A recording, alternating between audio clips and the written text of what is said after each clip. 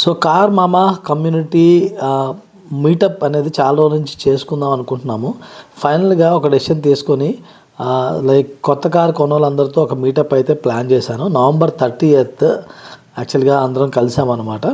So అక్కడికి 15 members వచ్చారు. ఒక 10 కార్స్ పట్టుకొని. సో అందులో 2 కార్స్ సేమ్ కార్స్ వచ్చినాయి, మిగతా 8 కార్స్ డిఫరెంట్ కార్స్ వచ్చాయి. So we all enjoyed checking each others cars. అంటే మిగతా వాళ్ళ కార్స్ చెక్ చేసాము, సరదాగా టైం స్పెండ్ చేసాము. దాని తర్వాత లైక్ అందరి ద్వారా ఒక కార్ యొక్క ఇంట్రడక్షన్ కూడా తీసుకున్నాను. అంటే బ్రీఫ్స్ ఆ కార్ ఎందుకు సెలెక్ట్ చేసుకున్నారు ఏంటని ఆ వీడియో సపరేట్గా అయితే మీకు పెడతాను. కొన్ని రోజులు వస్తుంది, మేబీ కమింగ్ 1-2 డేస్లో పెడతాను. అండ్ అదంతా అయిపోయాక we had some chit chat. And ఆ తర్వాత కార్ మామ తరపు నుంచి చిన్న ట్రీట్ అరేంజ్ చేశాను, లైక్ లంచ్. కార్ మామ తరపు నుంచి ఎంత దూరం కార్ మామ మీటప్ కోసం వచ్చారు కాబట్టి కొత్త కార్ తీసుకొని I arrange the lunch for all the members who came. And we had good time. మంచిగా బిర్యానీ గట్ట తిన్నాం. తిన్నాక కొంచెం టైం పాస్ స్టార్ట్ చేసాం. ఎలా జస్ట్ సరదాగా మాట్లాడడం మొదలుపెట్టినప్పుడు మన కమ్యూనిటీలో ఉన్న మెంబర్స్ యాక్చువల్లీ రామకృష్ణ గారు నన్ను అడిగారు క్వశ్చన్, మీరు ఒకవేళ కార్ తీసుకునేటట్లయితే ఏ కార్ తీసుకుంటారు అని చెప్పేసి నన్ను అడిగారు అనమాట. సో దానికి నేను ఆన్సర్ ఇచ్చాను. దాంతోపాటు మిగతా వాళ్ళందరూ కూడా డిస్కస్ చేసాం. ఆ డిస్కషన్ అయితే ఈ వీడియోలో చూడబోతున్నాం. అయితే నేను ఏ కార్ అయితే తీసుకుంటాను ఇప్పుడు తీసుకుంటే కనుక అది, అండ్ మిగతా వాళ్ళ డిస్కషన్. సో హాయ్ అండి, నేను మీ కార్ మామ ఛానల్కి ఫస్ట్ టైం వచ్చినట్టయితే కనుక సబ్స్క్రైబ్ చేసుకోండి. అండ్ ఈ వీడియో చేయడానికి చాలా ఎఫర్ట్ పట్టింది. ఒక్క లైక్ చేసి నన్ను ఎంకరేజ్ చేయండి. అండ్ మీరు కనుక కార్ కొనే ప్రాసెస్లో ఉంటే మన కార్ మామ కమ్యూనిటీని జాయిన్ అవ్వచ్చు. జాయిన్ అవ్వడానికి లింక్ అయితే డిస్క్రిప్షన్లో ఉందన్నమాట. So let us get into the video. మనం ఏమడిగాము, మనం ఇప్పుడు అందరం సార్ కార్ కొనడానికి అందరూ ఒక కార్ సజెస్ట్ చేసాం. ఇప్పుడు సార్ తన ప్రిఫరెన్స్, ఫస్ట్ ప్రిఫరెన్స్ ఏంటి, సెకండ్ ప్రిఫరెన్స్ ఏంటి, థర్డ్ ప్రిఫరెన్స్ ఏంటి, ఇంక్లూడింగ్ ఆల్ ఆస్పెక్ట్స్. సార్ దృష్టిలో బడ్జెట్ కానీ, పవర్ కానీ, సేఫ్టీ కానీ, ఇంకా అన్ని దృష్టిలో పెట్టుకొని సార్ 3 కార్స్ దీనిలో చూస్ చేస్తాడు మనం చెప్పిన preference 1, preference 2, preference 3. Citroen C3, Victoris, Aircross X, then Sierra, Fortuner, 2 Fortuner చెప్పారు, ఒకరి సెల్టాస్ చెప్పారు, ఒకరు ఇన్నోవా చెప్పారు, ఒకరు ఇన్నోవా చెప్పారు. సో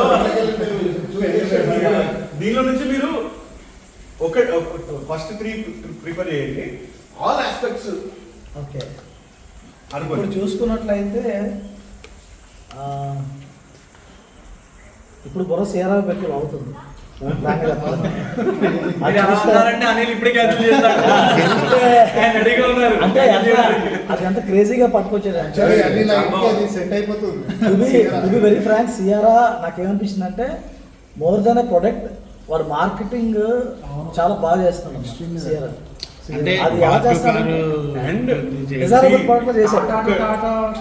టూ థింగ్స్ ఏంటంటే సియరాలో మెయిన్ ఏంటంటే కొత్త ప్లాట్ఫామ్ వచ్చింది. ఓకే, కొత్త ప్లాట్ఫామ్ పైన ఏంటంటే దానిలో 7 సీటర్ కూడా చేయొచ్చు వాళ్ళు.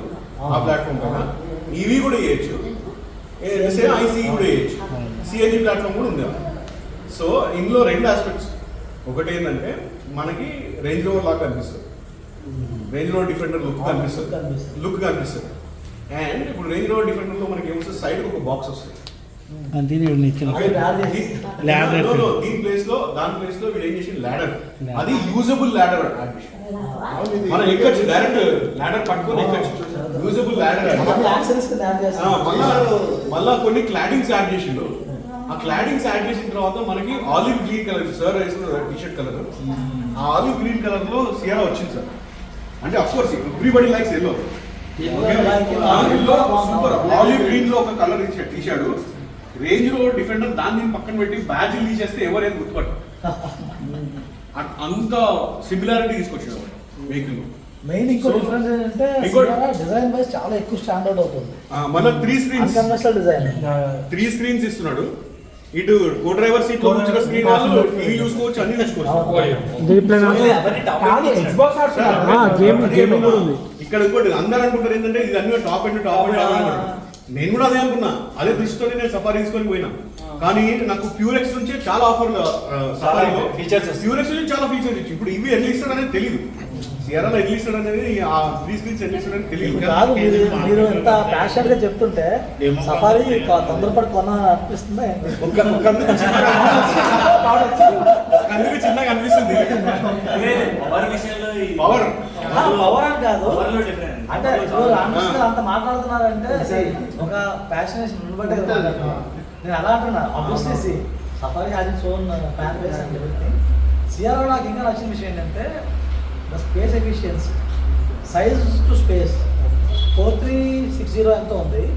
సేమ్ మన విక్టోరియస్లో కూడా ఇంచుమించుగా లెంత్ ఒకటే, కానీ వీల్ బేస్ తీసుకొచ్చింది 2730 Harrier కంటే boot space 620 litres boot space అనేది చాలా ఆ సెగ్మెంట్ కి చాలా ఎక్కువ. లేదు అంటే అనిల్ అన్నది ఏంటంటే హైట్ పెరిగింది కాబట్టి లీటర్స్ పెరిగిందండి. హైట్ ఎక్కువ ఉంది sir. Height Honda range height అంతే. వినండి ఒకసారి నేను చెప్తానండి. మరి ఎక్కడ చేశాడు? No, నేను చెప్తానండి. అది యాక్చువల్లీ బేస్ ఫర్ బోనస్ చిన్నదే ఉండొచ్చు.